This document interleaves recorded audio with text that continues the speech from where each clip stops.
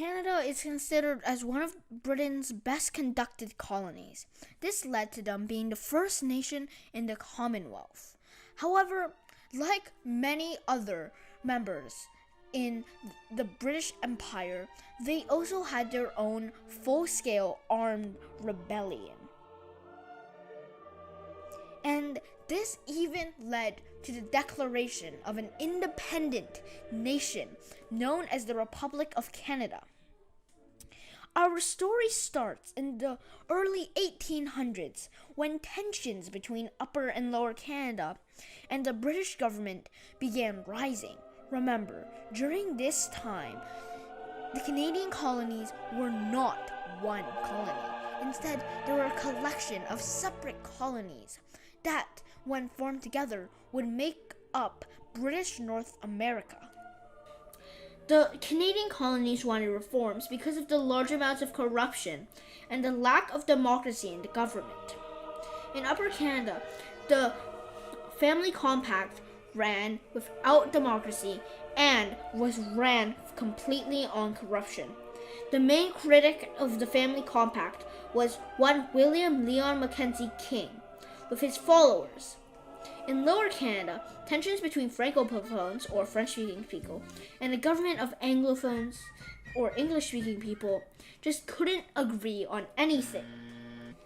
This led to another person to arise and speak against government, one Louis-Joseph Papineau, who will be the main character of this story.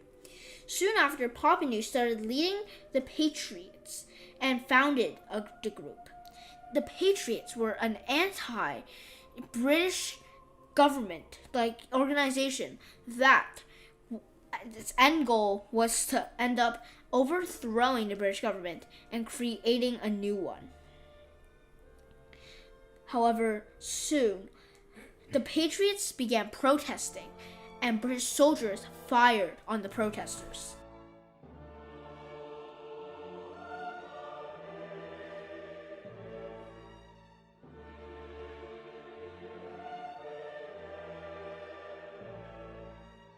Louis-Joseph Papineau sent a list of demands to the British government, which they proceeded to decline, claiming that everything was all perfect and no changes needed to be made.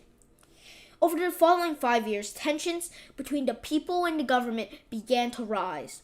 On November 18th, 1837, this reached a boiling point.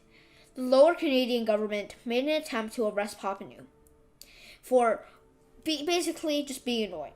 The arrest didn't succeed, and Papineau fled to the United States, where he convinced some Americans to join the Canadian cause.